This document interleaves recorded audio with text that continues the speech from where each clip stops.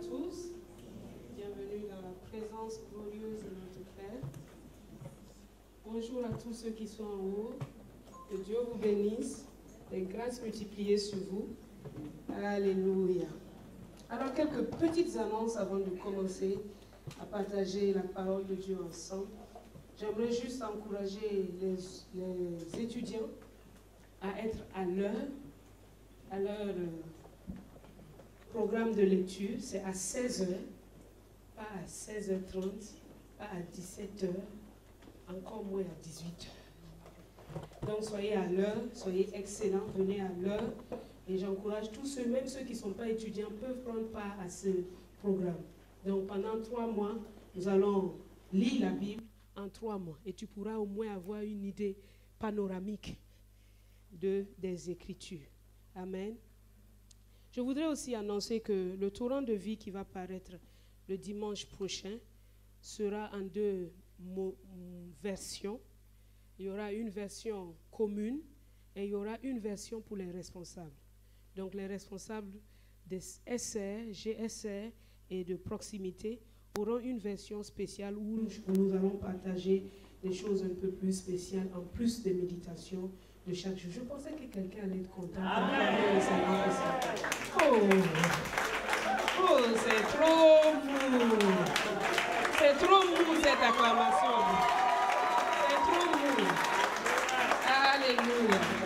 Un responsable ne doit pas être au même niveau que les autres. Sinon, tu ne peux pas les entraîner plus loin. Alors, nous allons élever un peu plus le niveau. Amen. Amen. Voilà, donc dimanche 31 juillet, par la grâce de Dieu, tout cela sera disponible. Et Dieu nous enseigne, il a commencé à nous enseigner durant toute cette saison, dimanche après dimanche, vendredi après vendredi, jour après jour, par les méditations, sur notre saison, la saison de gloire. Il nous a enseigné, il nous a enseigné, il nous a enseigné. Il y a un moment où Jésus enseigne et un moment où Jésus démontre. Amen. Donc, dimanche prochain, nous allons venir pour recevoir maintenant tout ce que nous avons reçu comme enseignement, la concrétisation palpable. Amen. Alléluia. Amen. Donc, prépare-toi, mon ami. Sois prêt. Enlève les ronces, les épines là, de ton cœur. Enlève tout ça.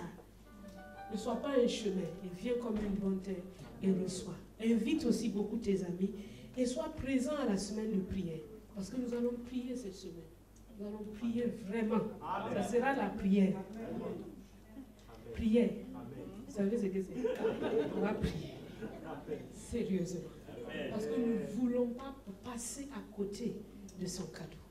Alléluia. Donc venez nombreux chaque jour à partir de mercredi, mardi dans les cellules, mercredi 19h, jeudi 19h, vendredi 19h, samedi à 13h, et nous allons prier. Et nous savons que dit, invoque-moi et je te répondrai. Je t'annoncerai des choses cachées, des grandes choses que tu ne connais pas, et cela va être pour chacune de nos vies. Alléluia. Amen. Amen. Parce que Dieu dit qu'il couronne l'année de ses biens. Il va aussi couronner chacune de nos saisons de ses biens. C'est ce qu'il fait.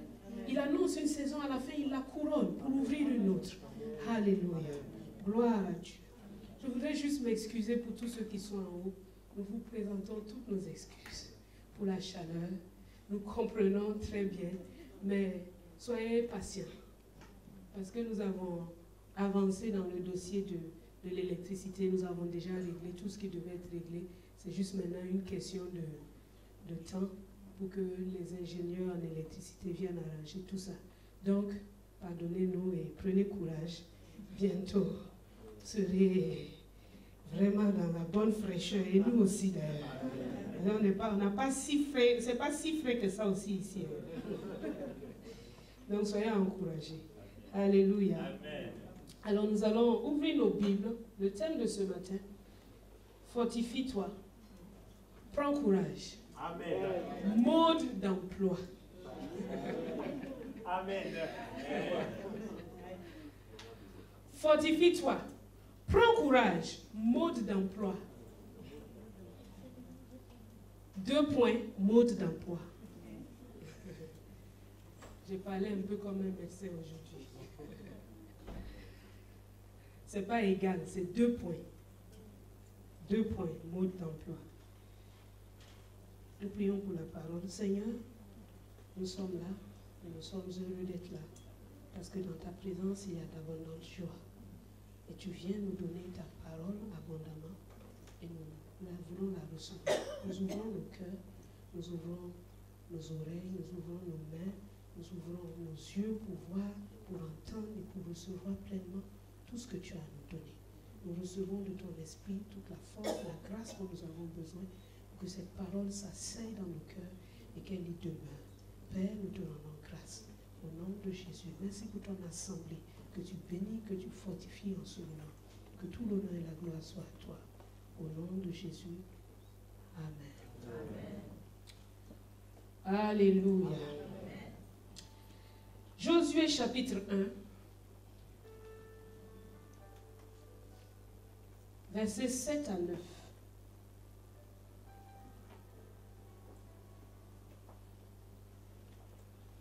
Nous allons le lire dans plusieurs versions pour en tirer une substance nécessaire. Donc nous allons essayer de répondre à quelques questions. Pourquoi devons-nous être forts et courageux? Pourquoi?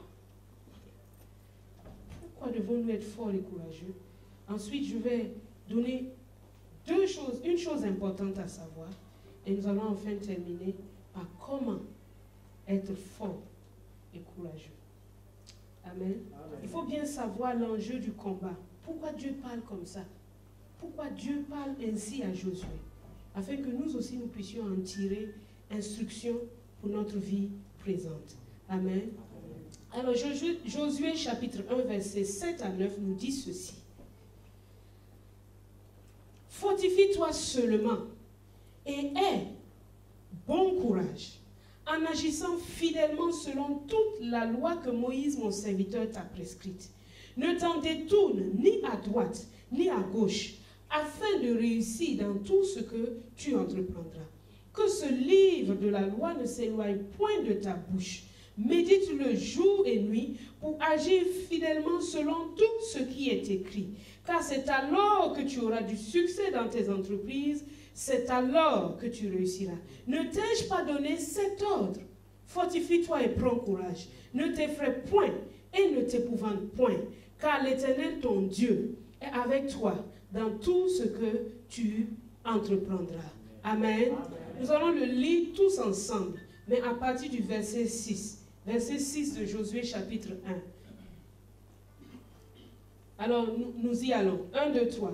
Fortifie-toi et prends courage, car c'est toi qui mettras ce peuple en possession du pays que j'ai juré à leur père de leur donner. Fortifie-toi seulement et aie bon courage en agissant fidèlement selon toute la loi que Moïse, mon serviteur, t'a prescrite. Ne t'en détourne ni à droite ni à gauche, afin de réussir dans tout ce que tu entreprendras. Que ce livre de la loi ne s'éloigne point de ta bouche. Médite-le jour et nuit pour agir fidèlement selon ce qui est écrit. Car c'est alors que tu auras du succès dans tes entreprises. C'est alors que tu réussiras. Ne t'ai-je pas donné cet ordre? Fortifie-toi et prends courage. Ne t'effraie point et ne t'épouvante point, car l'Éternel, ton Dieu, est avec toi dans tout ce que tu entreprendras. Amen. Amen. Il y a une mission qui attend Josué. Et Dieu lui dit, fortifie-toi et prends courage. Car c'est toi, pas quelqu'un d'autre. Je t'ai désigné pour quelque chose. J'ai écrit une destinée spéciale pour toi. Je t'ai créé pour un but. C'est toi. Mais tu dois savoir que tu dois te fortifier. De même, nous devons être forts parce que chacun de nous a une destinée glorieuse en Christ. Pas en dehors de Christ. En Christ. Tu peux fabriquer ce que tu veux en dehors de Christ. Dieu ne va pas te dire fortifie-toi dans ça. Mais quand il s'agit de Christ, en Christ, dans sa ressemblance, dans sa gloire, dans qui il est, Dieu nous donne une part dans son royaume. Je vous ai dit la dernière fois, nous avons parlé de ça un vendredi, que le royaume de Dieu, c'est le système de Dieu dans les cieux. Il a son système de gouvernement, il a son administration, il a sa façon de faire. Et il veut établir son royaume ici-bas sur terre. Et tout ça, il l'a enfermé en Christ. Et quand tu es en Christ, Dieu te donne une portion, une part spéciale que toi seul et toi seul peux accomplir. Mais pour y entrer, Dieu vient te dire, tu dois savoir une chose, tu dois être fort et courageux. Tu dois être fort et courageux pour pouvoir entrer dans cette portion que j'ai réservée pour toi. Si tu n'es pas fort et courageux, tu ne pourras pas l'accomplir, bien que je l'ai destiné pour toi. Quand Dieu dit à Lévi, il est assis au péage, Jésus passe, il le voit, Jésus lui dit, suis-moi. Jésus ne lui a pas dit, abandonne. Mais Lévi comprend que le suivre signifie automatiquement abandonner son poste. C'est ça le courage que Lévi devait avoir pour se lever et laisser tout ça et le suivre. On ne peut pas avoir le beurre et l'argent du beurre.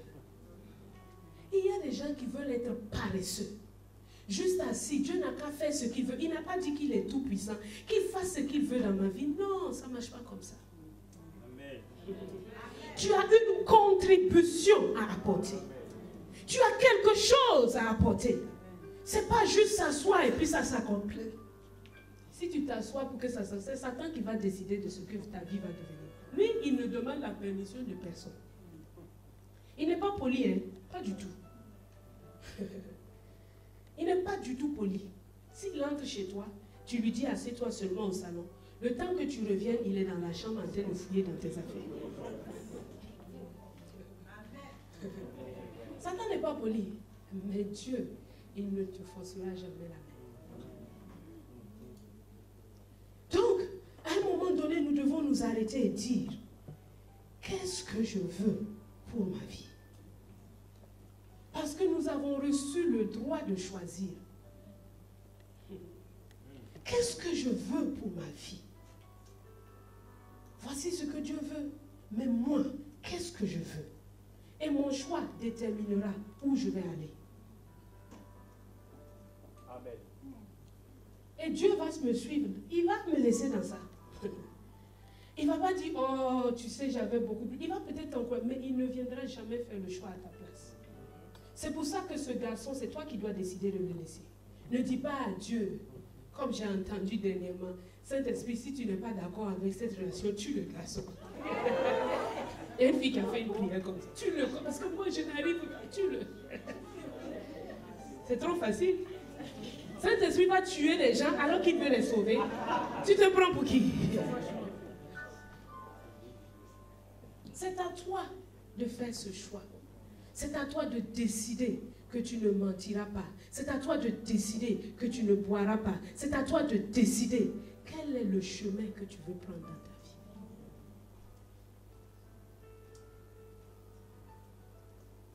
Prends courage, fortifie-toi, car c'est toi.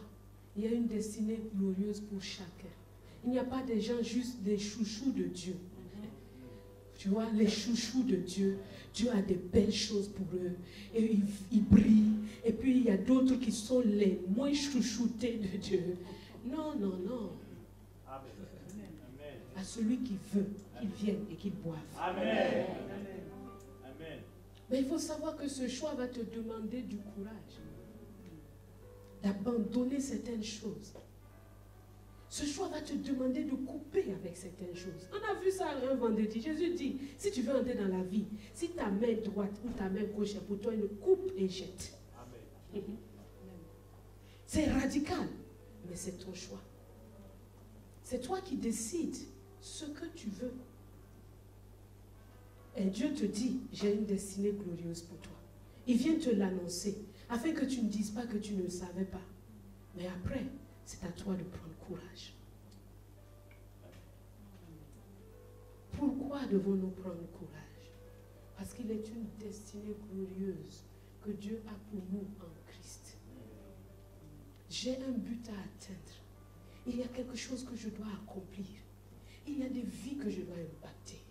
Il y a la ressemblance de Christ que je dois manifester. Il y a Jésus que je dois faire voir.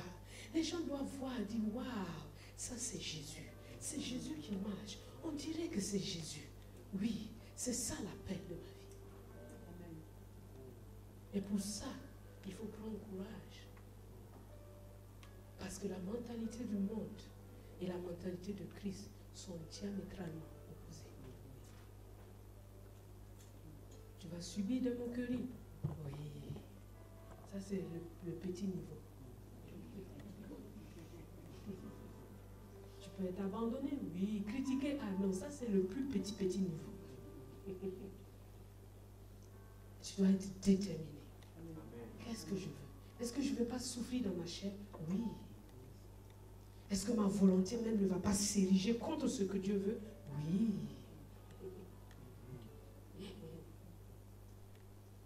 Est-ce que les gens les plus proches de moi ne vont pas dire, est-ce que tu ne vas pas trop loin? Oui. Mais je dois savoir que seulement, ce que Dieu dit, il dit seulement, prends courage. Ça c'est ma portion. Seulement.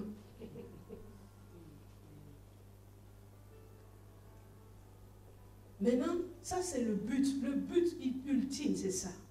Mais Dieu dit, il continue à expliquer. Il dit au verset 7, fortifie-toi seulement et aie bon courage en agissant fidèlement selon toute la loi de Moïse. Quand on lit ici, on ne voit pas bien ce que Dieu veut dire. Je vais vous aider. Nous allons aller dans Darby. La version Darby nous dit ceci dans le verset 7. Seulement, fortifie-toi et sois très ferme. Fortifie-toi et sois très ferme. Ne sois pas vacillant. Ne sois pas douteux. Ne sois pas aujourd'hui oui, demain non. Sois très ferme. Amen. Pourquoi? Pour prendre garde. Vous voyez? Il faut être fort et très ferme. Pourquoi? Pour être attentif à ce que Dieu dit. Amen. Vous savez, Dieu peut te donner sa parole. Il te donne sa parole et sa parole t'a vraiment touché. Mais si tu n'es pas très ferme, tu sors immédiatement, quelque chose d'autre va venir contredire la parole. C'est là où tu dois être ferme et courageux. Amen. Ferme et courageux. Pour être attentif à la parole de Dieu, nous avons besoin d'être courageux. Le deuxième but, c'est-à-dire le but, maintenant l'explication. Pour que nous puissions arriver à notre destinée glorieuse, il faut que nous soyons attentifs à la parole de Dieu. Que nous prenions garde à la parole de Dieu. Combien de fois on a fini de méditer, 5 minutes après, on te demande, tu as médité sur quoi? Ah, attends.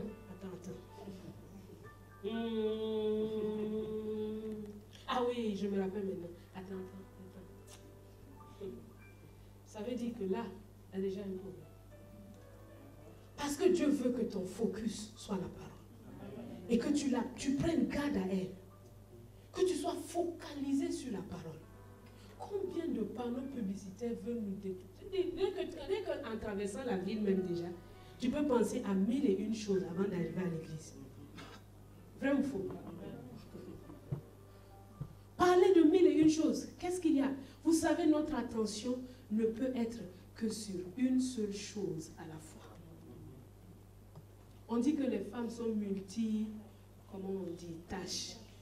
Mais la vérité, c'est que, au fond, on ne peut être attentif qu'à une seule chose.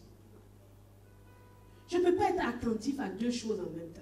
Je ne peux pas regarder dans cette direction et regarder là-bas en même temps. Je ne peux pas dire à cet œil-là, regarde à gauche et toi, regarde à droite. J'ai beau faire cet exercice 100 ans, je n'y arriverai jamais. Dieu a mis ça dans le corps humain pour nous montrer qu'être focalisé, être attentif, être fixé sur quelque chose, c'est une seule chose à la fois. Amen. Alors la parole de Dieu doit être notre focus. Qu'est-ce que Dieu dit? Et ça, c'est la première guerre dans nos vies. Être focalisé sur la parole. Pas sur ce que les hommes disent. Pas sur ce que les magazines disent. Pas sur ce que le monde dit. Mais sur la parole. Et là, nous devons être courageux parce que nous allons affronter de l'adversité. La parole dit ceci et puis l'autre dit, moi j'ai dit ce.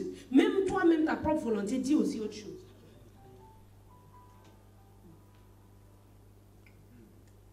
Sois très fort.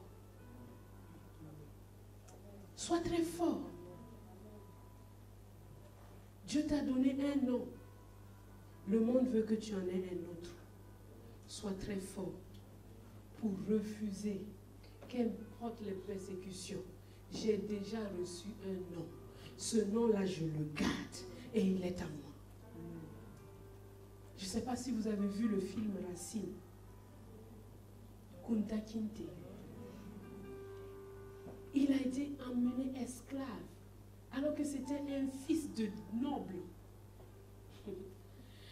Et on veut changer son nom. On dit, tu t'appelles comment? Il dit, je m'appelle Kunta Kinte. On le frappe pour que son nom change et qu'il prenne un nom d'esclave. De la même façon, Dieu dit que tu es au-dessus du péché. Dieu dit que tu es vainqueur du péché, de la maladie, de la mort. Le monde et tous les symptômes veulent dire que tu es autre chose. Qu'est-ce que tu vas choisir? Quel rapport tu vas croire? Maintenant, il faut que tu sois courageux. Pour être en face de tout ça et dire que malgré tout, je crois que ce que Dieu dit là est vrai. Mais où sont les résultats de ce que tu crois? Dis-moi. Nous, on ne voit rien. Et tout ce que nous, on voit ici, c'est...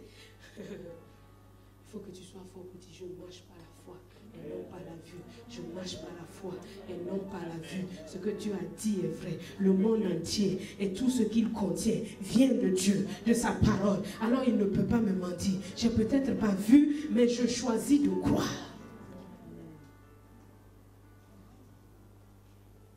Deuxièmement, vous savez, Jésus a donné la parabole du semeur pour nous montrer les ennemis de la parole dans nos vies. Et il dit que quand quelqu'un reçoit la parole, aussitôt, il y a un adversaire qui vient, le diable, pour voler la parole. Donc ça nous montre que pour que je garde la parole, que mes yeux restent focalisés sur la parole, il faut que je sache qu'il y a Satan qui viendra toujours pour essayer de me voler la parole. Quand Satan n'a pas réussi à me voler la parole, qui est la personne qui va venir? Ce sont les soucis, les inquiétudes, la luxure, le désir d'être grand dans le monde, le désir d'être riche, le désir d'avoir un nom, les désirs, toutes ces convoitises-là viennent comme des épines pour étouffer la parole. Parce que quand ça vient, la parole ne peut plus croître. Si j'ai réussi à sortir de tout ça, les pierres, ma propre intempérance, mon caractère, le manque de persévérance, on veut voir des résultats tout de suite. Dieu a dit que je suis. Alors où ça y est? Donc si ça y est pas là, donc je vais chercher ailleurs. Ça aussi c'est un ennemi. Et quand tout ça j'ai réussi, maintenant la parole de Dieu a la possibilité de prendre du terrain à moi et de porter du fruit afin que cela soit visible à l'extérieur. Vous savez, il y a beaucoup de personnes qui me disent, moi vraiment, depuis que je suis venue à AC Casa, vraiment, la parole de Dieu rentre dans mon cœur chaque jour. Mais le problème là, c'est que je ne vois pas vraiment son truc visible comme ça. J'ai dit, mon ami, tu dois persévérer dans la parole. Parce que c'est de l'intérieur que ça se passe d'abord. Il faut qu'elle soit assise en toi. Même si tu ne vois rien dehors, tu continues. On dit que tu es riche ici, tu sors, tu n'as même pas l'argent pour prendre le taxi. Mais tu ne vas pas dire que je suis pauvre, non. Mais j'ai reçu la parole en moi. Je marche avec victoire. Je marche pour rentrer à la maison, mais j'ai un trésor. Et je ne laisserai personne me le voler. Donc il y a cette notion de la persévérance. Il y a cette notion de la sagesse pratique que Dieu te donne pour que sa parole en toi commence. Ce n'est pas quelque chose d'instantané. Dis-moi, quelqu'un qui veut construire un immeuble de 16 niveaux, il commence à creuser. Celui qui veut construire un cabanon, lui, quand l'autre est en train de creuser, l'autre est déjà en train de poser les fondements. Quand l'autre est toujours en train de creuser, l'autre a déjà fini le toit. L'autre est toujours en train de creuser, l'autre a mis la peinture, il a acheté les meubles, il a mis dedans, il commence à faire fête de nouvelles, comme entrer dans la maison, il invite ses amis, ils sont en train de boire. Et puis l'autre est creuser. Il vient, il se moque de toi. Ah, mon ami, tu creuses là-haut. Tu vas où même avec tout ça? Moi, je dors déjà dans une maison climatisée. Mon frère, toi qui es en train de creuser, dis-lui, va, bon courage, félicitations pour ta maison, que Dieu te bénisse dans ta maison. Moi, je continue de creuser.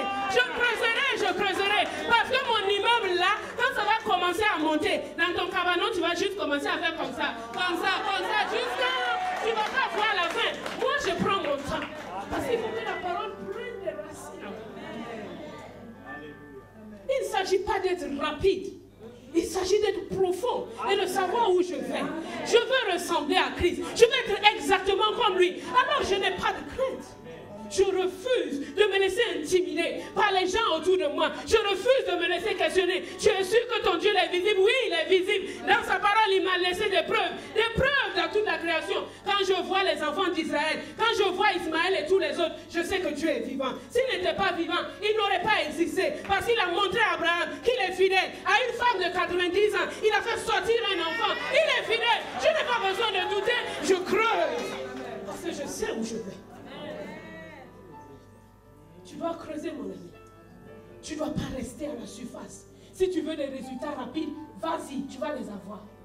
Prends-les et va. Va où tu veux aller. Mais moi ici, je te dis que je te propose une destinée que Dieu a pour toi, qui est bien plus grande. Et elle est enfouie dans la parole. Tu as besoin d'être courageux, d'être ferme, parce que tu sais qui est en toi. Tu sais celui qui est en train d'œuvrer en toi. Tu n'as pas besoin de trembler devant eux. Et ils viennent, ils se moquent. Tu restes calme. Je n'ai besoin de rien prouver. Je sais en qui j'ai cru. Je sais en qui j'ai cru. Alors sois très fort. Sois très fort. C'est une bataille. C'est une guerre. C'est pas fait pour les femmelettes. C'est pas fait pour les gens qui pleurent. On m'a égratigné. On m'a pas salué. On m'a pas fait. Non, non, non. C'est bien plus que ça. Je ne laisserai personne parce qu'il ne m'a pas salué aller dans l'enfer. Toi, tu es qui? Non. C'est une guerre. C'est une armée. Nous sommes l'armée de Dieu. Amen. Alors tu dois combattre. Tu dois combattre avec tes armes. Les armes de la foi. Les armes du coup. Tu dois combattre. Ne pense pas que la vie sera comme sur un plateau d'or. Tu te réveilles le matin, Jésus a dit qu'il a tout pleinement. Donc aujourd'hui, il m'a envoyé saucisson, beurre, confiture, lui mange, tu deviens gras, gros bête.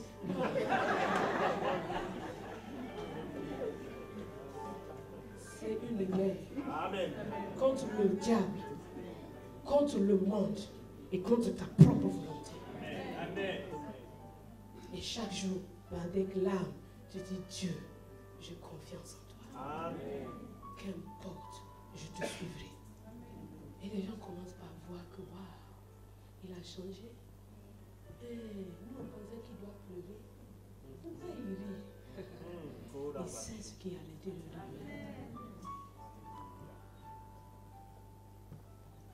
Sois très fort pour être focalisé sur la parole de Dieu. Pas seulement sur la parole, dit sur toute la parole. Pas une partie. Et il y a des gens qui sont déséquilibrés. Il y a une partie seulement de leur vie qui semble rayonner. Les autres parties sont telles. Pourquoi? Parce que la parole de Dieu n'est pas dans la globalité dans leur vie. On prend juste la partie qui nous intéresse. Non. Oui, il a pris nos maladies, oui. Mais en même temps, il te dit, possède ton corps. Garde-le. C'est toute la parole. Amen. Ne prends pas un côté sans un autre. Prends toute la parole. Quand Dieu veut bâtir une destinée glorieuse avec toi, il commence par t'instruire dans toute la parole. Amen. Toute la parole. Parce qu'il veut que tu sois équilibré. Il ne faut pas que tu vas marcher un seul pied. Toute la parole. Il te montre les hommes et il t'emmène dans son école. Les circonstances de Dieu, ta vie, c'est son école. Amen. Tout ce qui t'en, c'est son école. Amen. Il t'envoie là, il dit, bon, aujourd'hui, on va faire une leçon de patience. Et t'envoie quelqu'un qui va bien t'impatienter. Et tu vas bien t'énerver. Et quand tu vas aller bien prier, il va te dire, mon ami, j'ai dit, supportez-vous. Soyez patient. Donc, c'est ton école qui est là. Si tu refuses, mon ami, attends, je vais te donner un secret. Si tu refuses cette personne-là, parce que tu dis, elle va partir dans 3 mois, donc je m'en fous, je la néglige, je ne m'occupe pas. Elle, de toute façon, elle va, ne t'en fais pas. Dieu, son école là, quand tu n'as pas eu, tu n'as pas eu. Il te dit, ok, pause. Tu as redoublé? Attends. Il envoie autre morceau. Cette fois-ci, la personne va rester 3 ans. Et elle ne change pas, hein? Elle ne change même pas même un peu. Pour toi.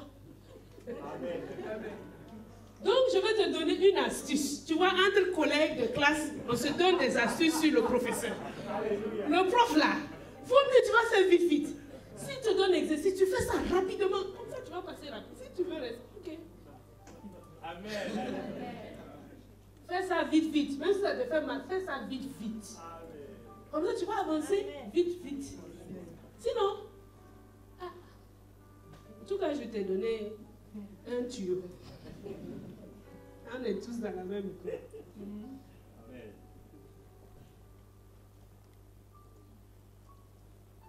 Verset 8. Que ce livre de la loi ne s'éloigne point de ta bouche. Il n'a pas dit de ton cœur.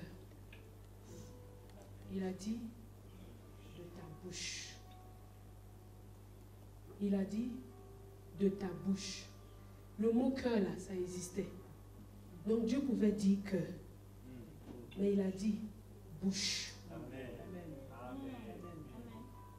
Que la parole de Dieu habite parmi vous abondamment. Que la parole de Christ abonde. Jésus dit, demeurez en moi.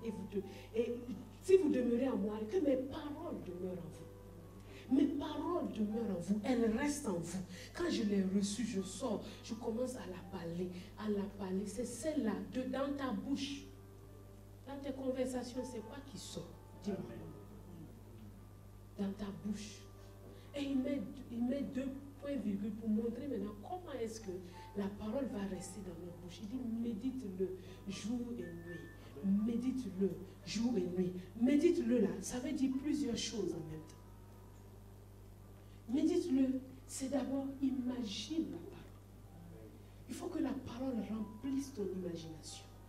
Quand la Bible te raconte un récit, quand elle te dit, revêtez-vous de l'homme nouveau, imagine ça. Ensuite, murmure ça. Commence par dire ce que Dieu dit pour toi, en la personnalisant pour toi. Là, tu es en train de méditer. Tu ne peux pas méditer avec ta bouche fermée. Ce n'est pas pour quelqu'un, quand on dit de parler la parole, ce n'est pas aller dire aux gens, je suis ceci, je suis cela, on m'a dit de parler la parole. Non. C'est pour toi-même d'abord. Que ton imagination soit remplie de la parole.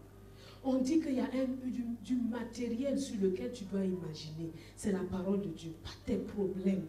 Mon ami, pas ton voisin qui t'insulte. Non.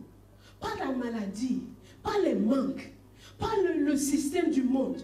L'objet de ma pensée doit être la parole de Dieu.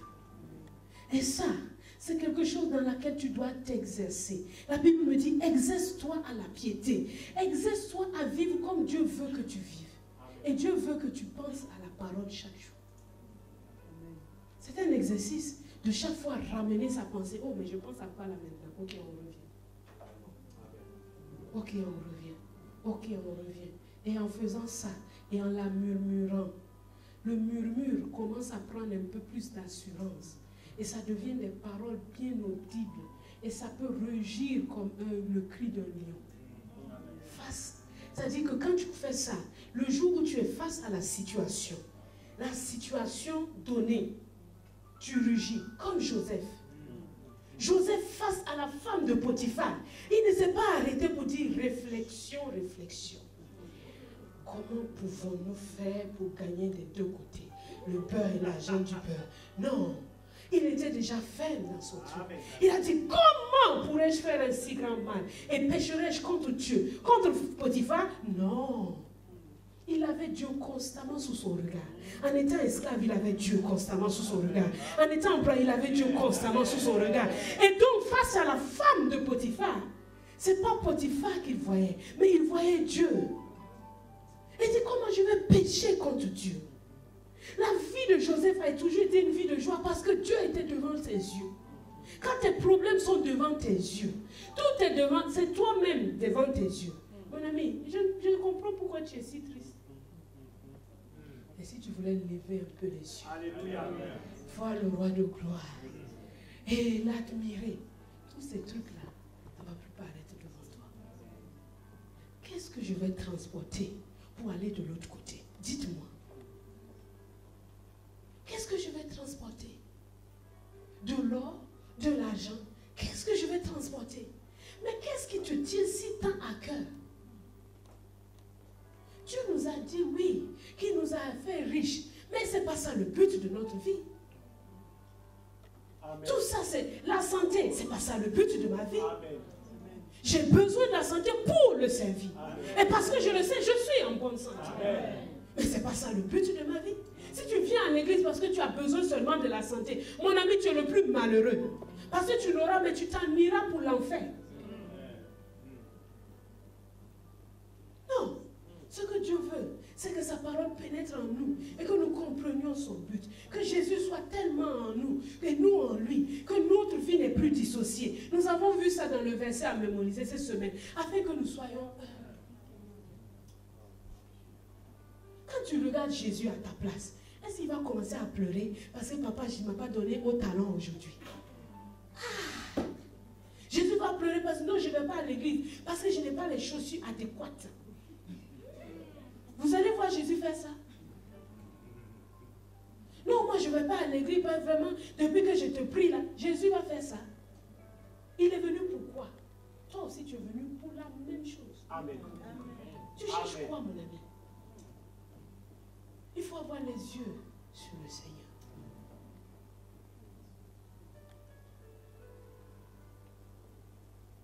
Et quand on médite la parole jour et nuit, qu'est-ce qui nous arrive? Nous arrivons à agir fidèlement.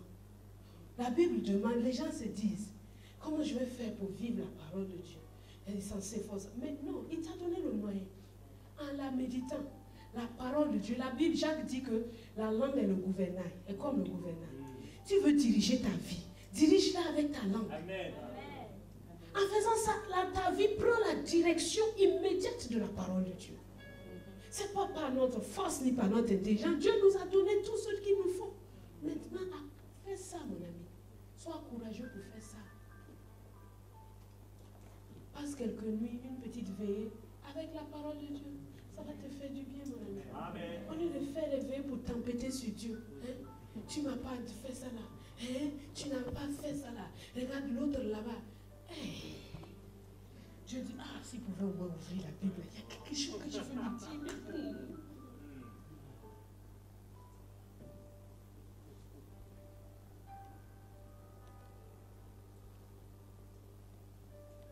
Ensuite, je dois me fortifier parce que c'est un ordre. Je n'ai jamais fait l'armée, mais j'aime bien quelques vertus de l'armée. Quand tu donnes un ordre dans l'armée, il n'y a pas de discussion. Il n'y a pas de si je veux la liberté d'expression. Dans l'armée, il n'y a pas de liberté d'expression. On t'a donné un ordre, c'est un ordre. Tu vas, tu le fais, un point, c'est tout. Et Dieu termine en disant à Josué, ne t'ai-je pas donné cet ordre? Amen. Je n'ai pas le droit, dans l'armée de Dieu, je n'ai pas le droit d'être faible. Amen. Ça n'existe pas. Dans l'armée de Dieu, je n'ai pas le droit d'être quelqu'un qui est oui et non. Dans l'armée de Dieu, il y a un ordre, courage. Et la Bible dit, il dit dans Deutéronome chapitre 20, il dit, qui est celui qui est fiancé, qui veut aller jouir de sa femme, quitte l'armée. Qui est celui qui veut bâtir une maison, qui est en train de bâtir une maison, qui n'a pas encore, quitte l'armée. Bon, qui est celui qui a planté une vigne et qui n'a pas encore mangé son raisin, quitte l'armée. Il termine en disant, qui est celui qui a peur, quitte l'armée. Donc mon ami, comme j'ai dit au début, nous pouvons tous déterminer où nous voulons nous arrêter. Tu peux quitter l'armée. Tu veux te marier, non, quitte-la, mais il faut aller te marier. Tu veux, c'est une maison que tu cherches, c'est ça le but de ta... Quitte, il faut aller construire ta maison. Ce sont les affaires que tu veux faire, des filles, pour avoir beaucoup d'argent. Quitte. Tu as peur, tu ne sais pas ce que ta vie va devenir. Il faut quitter. Parce que ici, là, on veut des gens courageux. Qui n'ont pas peur pour leur vie. Amen. Parce qu'ils savent que leur vie est cachée en Christ. Sinon, tu peux quitter. Tu vas faire ce que tu veux. Tu as déterminé aussi ce que tu veux. Ça, il n'y a pas de problème. C'est pas comme si c'est une sanction. C'est ton choix. Et tout le monde doit être libre pour choisir.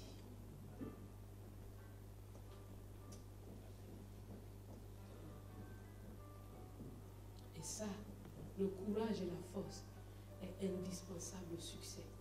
Car Dieu, c'est ainsi que tu réussiras. Amen. Il n'y a pas de succès sans courage. Il n'y a pas de succès sans être fort. Il n'y a pas de succès dans ça. Il n'y a pas de succès pour les lâches. Il n'y a pas de succès pour les peureux. Il n'y a pas de succès pour ceux qui tremblent. Il n'y a pas de succès pour ceux qui craignent. Il n'y a pas de succès pour cela. Dieu est notre force. Il est notre assurance. Mais nous avons besoin d'être forts, déterminés, courageux dans ce que nous avons à faire. Ne sois pas comme ça. Sois ferme. Et une chose importante à savoir, Proverbe chapitre 31. Qui connaît bien ce proverbe? Les vertueuses. Proverbe chapitre 31. Ça, je vais vous dire une chose importante à savoir. 31, verset 17. On parle de la femme vertueuse, mais ça nous concerne tous. Proverbe chapitre 31, verset 17. Elle ceint de force ses reins et elle affermit ses bras.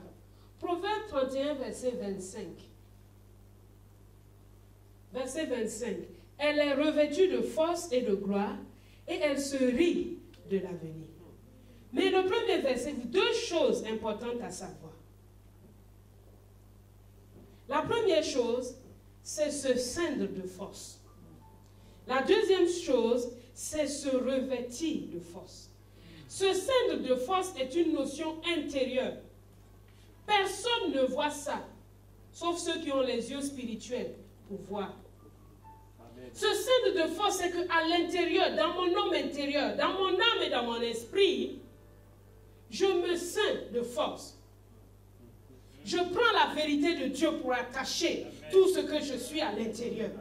Personne ne voit ça à l'extérieur. Il n'y a rien qui prouve que je suis ceint de force à l'extérieur. Ce n'est pas visible par les yeux optiques. Mais à l'intérieur, je suis ceint de force. Amen. Et si tu persévères dans cette ceinture de la force, finalement, tu es revêtu. Amen. C'est l'intérieur d'abord. Jésus a dit ça dans Matthieu chapitre 23, 26. Il dit, pharisiens aveugles, nettoyez d'abord, premièrement, l'intérieur de la coupe et du plat, afin que l'extérieur aussi devienne net. C'est à l'intérieur de ton cœur que ces choses se passent. Il faut qu'un jour tu prennes la décision. Seigneur, les hommes ont dit, Satan a dit, le monde a dit, moi-même j'ai dit, mais ta parole a dit. Et moi, je choisis de m'asseoir sur ta parole, de m'appuyer sur ta parole. Qu'importe tous ceux qui sont autour de moi, en train de parler, moi je m'attache à ta parole. Il y a un verset qui dit que comme le lion ou le lionceau rugit, saisit sa proie et ne se laisse pas effrayer par tous les bergers qui sont assemblés autour de lui. Ainsi l'Éternel vient. Mais ça nous enseigne quelque chose de très important. Quand tu mets, le verset rugit là, c'est le même verset que méditer. Quand il a attrapé la parole, tout le monde peut venir lui dire, mon ami, c'est pas vrai ce que tu dis là. Il ne se laisse pas impressionner. Et tu ne dois pas te laisser impressionner parce que les gens disent, les gens autour de toi qui bavardent. Tu as besoin seulement d'être focalisé sur ta proie. Ne sois pas distrait.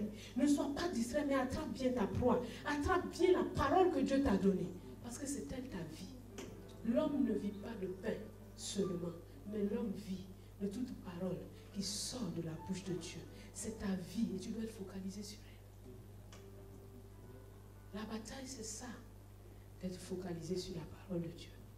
Mais si tu crains pour ta vie, mon ami, c'est problème. À un moment donné, il faut dire, avec ça ou sans ça, moi je continue. Amen. Amen. À un moment, il faut dire ça. Avec ça, sans ça, avec ça, sans ça, avec ça, sans ça, ce que je veux, avec ou sans. Dieu ne me laisserait pas arrêter. Amen. Mais si tu veux dire à Dieu, ça d'abord, mon ami, tu as déjà fini. Seigneur, là, c'est plus la peine de dire Seigneur quand tu as fini de dire une phrase comme ça. Parce qu'on ne donne pas des ordres à son Seigneur. On en reçoit. Mais notre Seigneur est un Seigneur bienveillant qui sait de quoi nous avons besoin. Mais il faut pouvoir lui faire confiance. Il faut croire qu'il sait. Il faut croire qu'il voit. Il faut croire qu'il entend. Il faut croire qu'il a déjà tout planifié. Il faut croire en son amour et l'aimer d'autant plus.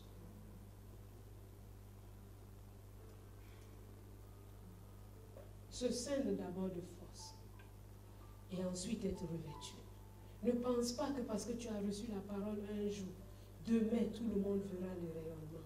Non, tu dois persévérer dans la parole et continuer dedans et te ceindre de force, que tes reins soient saints de vérité. Amen. La parole de Dieu, que tu sois habillé de ça. C'est ça qui te ceigne, c'est ça qui te tient. Amen.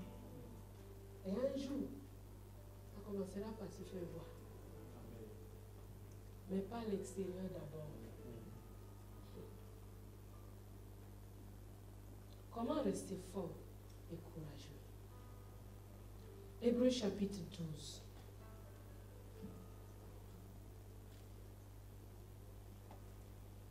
Hébreux chapitre 12. Versets 1 à 2.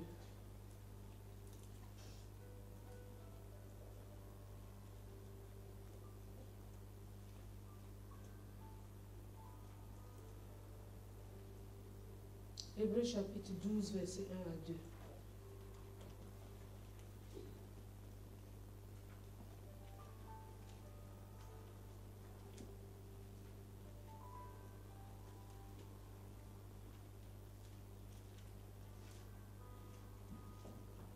Nous donc aussi, puisque nous sommes environnés d'une si grande nuée de témoins, rejetons tout fardeau et le péché qui nous enveloppe si facilement, et courons avec persévérance dans la carrière qui nous est ouverte, ayant les regards sur Jésus, le chef et le consommateur de la foi, qui en vue de la joie qui lui était réservée, a souffert la croix, méprisé l'ignominie, et s'est assis à la droite du trône de Dieu. Comment rester fort? Reste focalisé sur Jésus. Il faut que tes yeux soient constamment sur lui. Il faut que tes yeux soient constamment sur lui. Et non sur autre chose. Lui et lui seul, l'objet de ton attention, l'objet de ta réflexion, l'objet de ton imitation, l'objet de ton inspiration. Jésus, ton unité avec lui. Dieu veut que tu sois exactement comme Jésus. Exactement. Il veut que dans ton caractère, tu aies exactement le même caractère que lui. Que tu manifestes la même puissance que lui. Exactement. Ce n'est pas pour les pasteurs. Pour tous. Il veut que nous atteignions la stature parfaite de Christ. Alors tes yeux doivent être constamment sur Jésus. C'est pour ça que l'étude de l'évangile est quelque chose d'important. Parce que là, tu vois Jésus se manifester. Comment il vit, comment il réagit, comment il traite avec les gens, comment il répond. Et tu calques ta vie sur lui. Dans les épîtres, il nous montre tous les trésors qui étaient en Christ, qu'il a déversés en nous. Sa justice, sa sanctification, sa rédemption. Exactement. Qu'il n'y ait aucun autre but dans ta vie que d'être comme Jésus. Amen. Ne dis pas, nous, dans notre tribu, nous sommes comme ça. Non, mon ami. Ta tribu, là, c'est qui maintenant? Tu es de quelle tribu? Si tu es né de Christ, tu es de sa tribu. Amen. Laisse les affaires de ta tribu. Après, maintenant, quand vous ne laissez pas ça, c'est là, après, vous êtes dans les liens générationnels que vous devez briser. Tu te dis, sois patient. Toi, tu dis, non, nous, on est chaud, on est chaud. Est-ce que Christ il est chaud?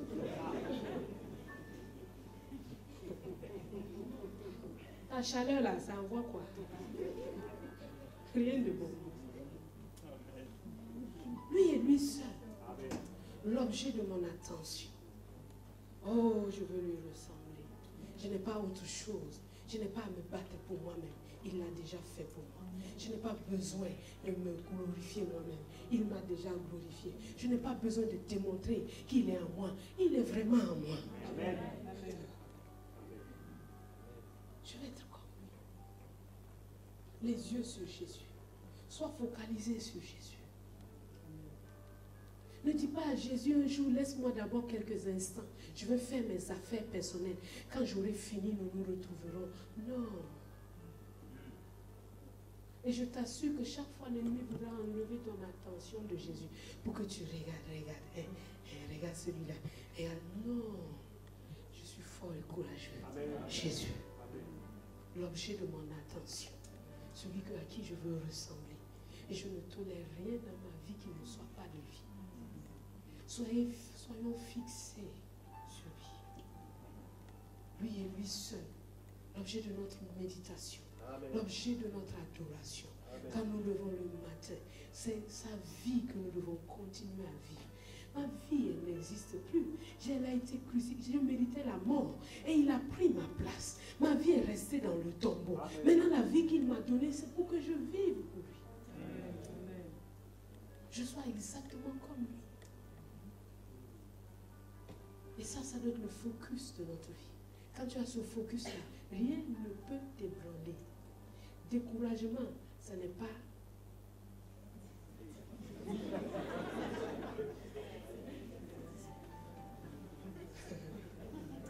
Non, je suis trop découragée. Pourquoi? Parce qu'on n'a pas payé mon loyer. Mais Jésus dit que lui-même, il n'a pas une nuit pour dormir. Donc, s'il doit dormir, il le problème. Hein? Quoi le problème? Hein?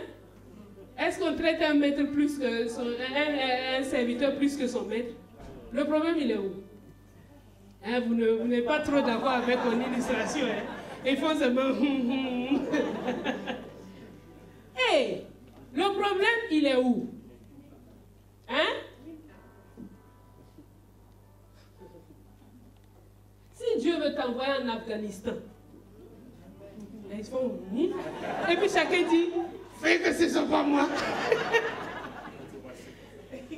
Si tu n'as pas cette pensée-là, Jésus est venu pour sauver l'humanité. Il n'a pas demandé à papa, il faut d'abord que tu me construises un palace, et puis il faut que j'ai un chariot. Jésus marchait. Amen. Il nous a facilité, il nous a donné des voitures. Il faut lui rendre grâce.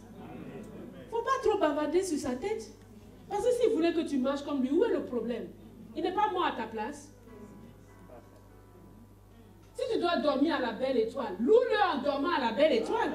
Où est le problème? Hein? C'est où le problème là? Votre confort quoi? S'il faut que tu sois comme tu es pour l'aimer et le servir, le problème là, il est où? Il est où? Il n'a pas le droit. Il n'a pas le droit. Alors, pourquoi tu ne le loues pas? Amen. Où est le problème? S'il faut que tu ailles quelque part, on ne t'a pas donné à manger, tu sors, tu as faim. Il n'y a même pas un arbre fruitier quelque part même où tu peux manger. Le problème, il est où? Si tu as le regard sur Jésus, il va te ramener tout de suite un passage qui va te dire, c'est pas grave.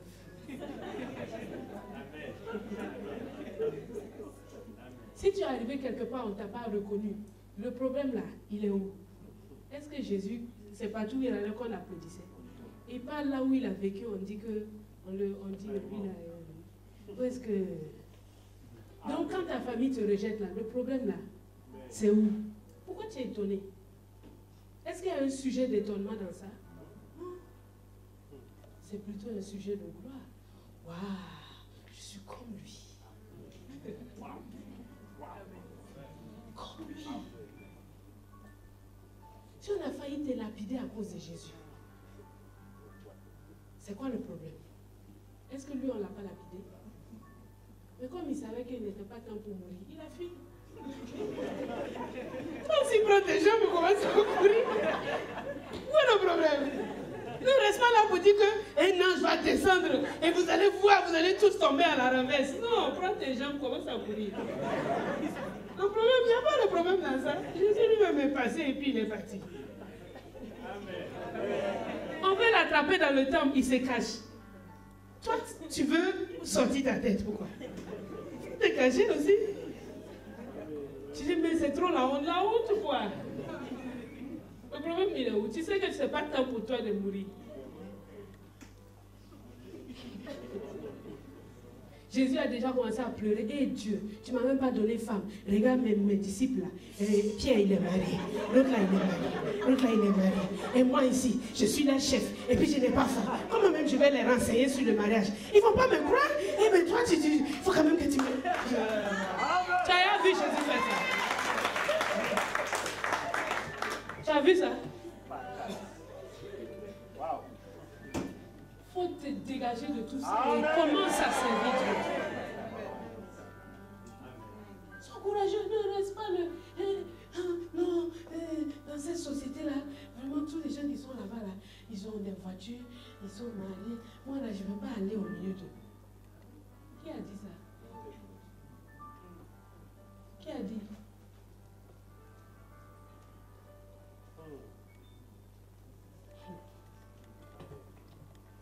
On peut s'asseoir et puis dire ça.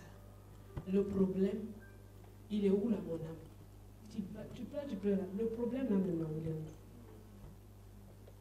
Si Dieu veut que je reste comme ça jusqu'à ce qu'il revienne, où est le problème de Pierre dans ça? Hein? Pierre dit à Jésus, et Jean, qu'est-ce qui va lui arriver? Jésus lui dit, ton problème, il est où? Si je veux qu'il soit comme ça jusqu'à ce que je revienne, toi, ton problème, il est où? Non, toi aussi, ton problème là, il est où? De regarder la vie. Mais pourquoi Dieu, lui, il sait Dieu? Pourquoi tu ne fais pas? Ton problème, il est où? C'est quoi ton problème? C'est toi qui l'as envoyé. C'est toi qui l'as sauvé. Tu n'as pas de problème dans ça. Amen. Reste sur ton couloir et fais ce que tu as fait avec ce que Dieu t'a donné. Amen.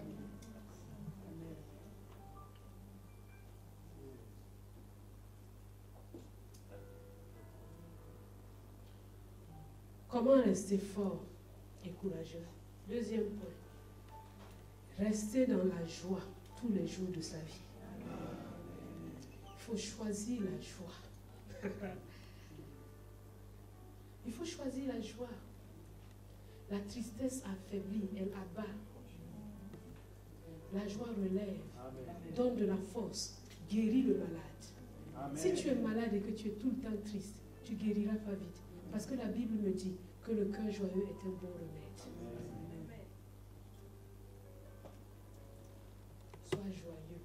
Amen. Les gens disent que j'ai un rire caractéristique.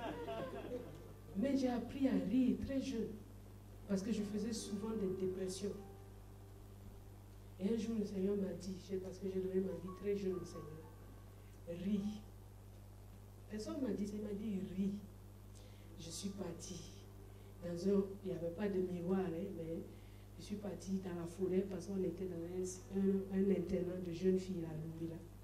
Et je me mettais à rire. C'est comme ça que le rire là m'est resté. C'est pas je riais pas comme ça naturellement, non, j'ai appris à rire. Amen. Et ça m'est resté. Les gens disent, mais quand tu ris, ça nous donne la joie. Pas c'est un rire spirituel. Amen. Amen. Donc, mon ami, apprends à rire. Tu te mets devant ton miroir, tu ris. Oh, comme je suis heureux. Mais même si ton cœur dit, c'est faux. C'est vrai, je suis heureux. Le cœur là, c'est un menteur. L'âme là, c'est un menteur. Après, une fois que tu es vraiment heureux, lui, il me dit, oui, on est heureux, menteur.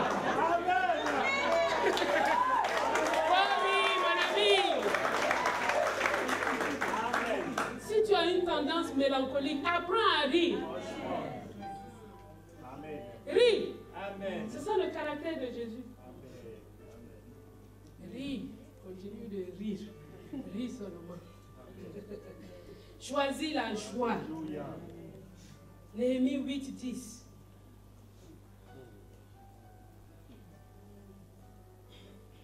Néhémie chapitre 8, verset 10. Il a dit, allez manger des viandes grasses et buvez des liqueurs douces et envoyez des portions à ceux qui n'ont rien préparé, car ce jour est consacré à notre Seigneur. Ne vous affligez pas, car la joie de l'Éternel sera votre force. La joie de l'Éternel sera votre force. Il faut apprendre à rire. Il faut être toujours joyeux. Choisis de rire. Choisis la joie et non la tristesse. Choisis l'allégresse et non l'abattement. C'est un choix, mon ami. Et personne ne va faire ça à ta place. Si tu veux que tout soit nickel autour de toi avant que tu commences à être heureux, tu vas attendre très longtemps. Mais tu peux dès aujourd'hui choisir le rire. Choisir à de rire. Rire et encore rire. Rire et encore rire. Et tu vas voir que de l'énergie, un bon remède sort de toi-même pour te guérir. Le cœur joyeux est un bon remède. Regardez quelque chose. Ruth chapitre 3 verset 7. Ruth chapitre 3 verset 7. On parle de Boaz. Boaz mangea et but. Et son cœur était joyeux. Comme il était joyeux, il était prêt à se marier maintenant. C'est pas en étant renfrogné que tu vas trouver la femme là. Sois joyeux de ce que tu as maintenant. Sans regarder à ce que tu n'as pas encore. Il était tout joyeux et puis il allait se coucher tranquille. Et puis voilà, une femme vient se coucher. Il n'a pas cherché. Donc c'est pas pour dire que vous devez... Parce que il y a des interprétations, toujours il faut cadrer la chose. Vous voyez, les gens, quand ils veulent faire leurs mauvaises choses là, ils disent, même le pasteur a dit que Ruth est allée se coucher au pied de Boaz. Moi aussi, je suis allée me coucher dans sa chambre et puis, allez te coucher où il faut sortir là-bas. On dit...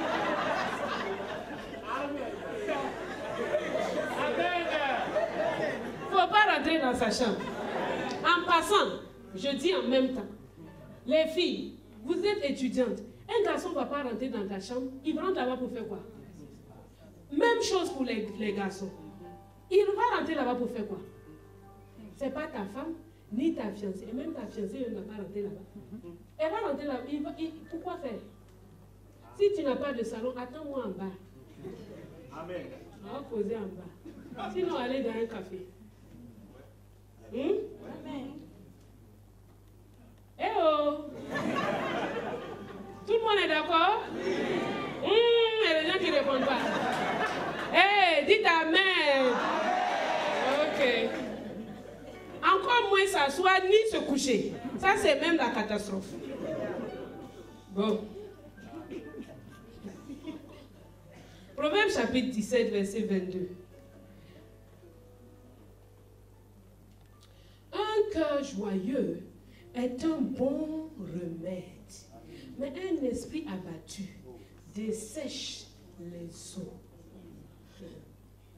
Si tu es malade et que ton esprit est encore abattu, c'est-à-dire tu maigris là.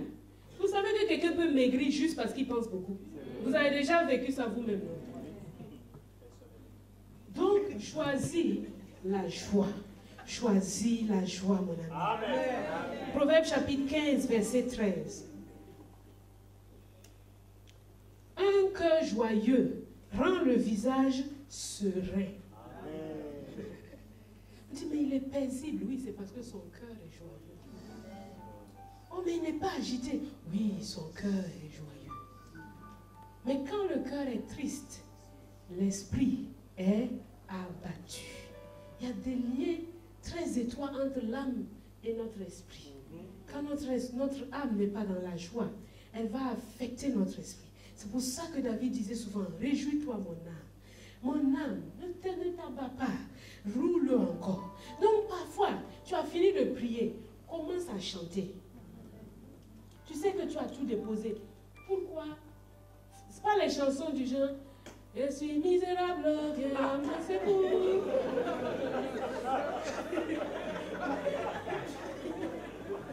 On m'a abandonné, viens me secourir. Seigneur, si ce n'est pas toi, je suis mort. Quand Dieu t'a quand même donné un bon voisin qui s'occupe de toi, le voisin même est découragé, quoi.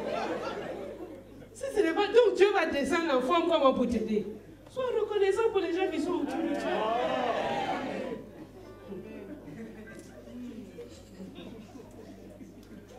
Ésaïe chapitre 61, verset 7.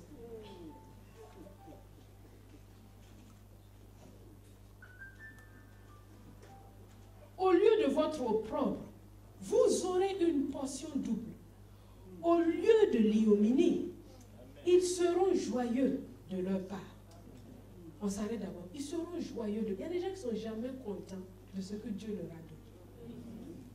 Toujours en train de regarder dans la parcelle du voisin. Ah, on dirait lui aujourd'hui, il mange barbecue. Hein. Ça sent bon et son truc. Mange ton truc là. Sois heureux. Amen. Tu comprends? Ah, mais l'enfant d'autrui, il est un athlète. Mais toi, ton enfant, c'est un scientifique. Sois content de ça. Tu veux quoi? Il y a des gens qui sont toujours, leurs yeux sont toujours au bout de la tête. Si j'avais ça, mais alors qu'ils ont tout ce dont ils ont besoin. Sois heureux. Amen. Sois joyeux de la part que tu as. Sois joyeux. Actes chapitre 5, verset 41.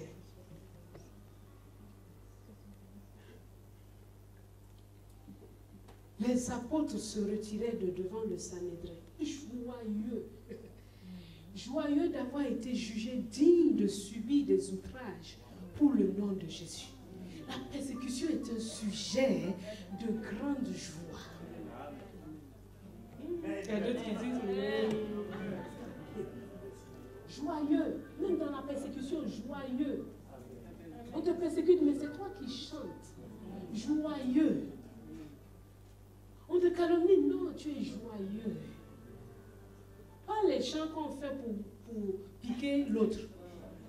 Vous savez, il y a des gens qui chantent, mais pas pour glorifier Dieu. Et c'est pour piquer leur voisin. Ça, ce n'est pas les bons chants. Joyeux. 2 Corinthiens 6, 10.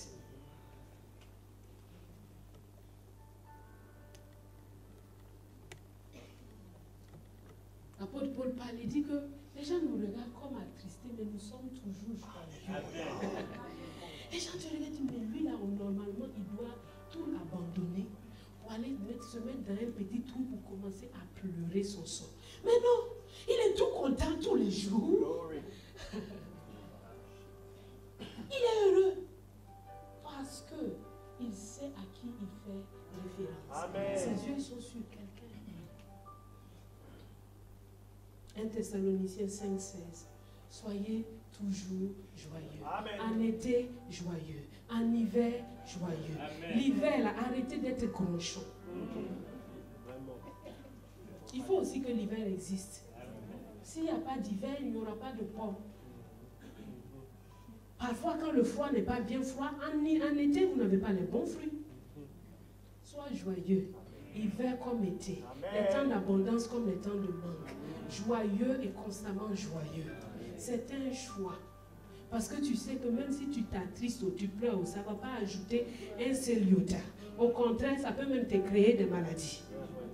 Donc choisis la joie. Et tu vas rester constamment fort et courageux. Choisis la joie. Bannis le chagrin de ton cœur. Ecclésiaste chapitre 11, verset 10.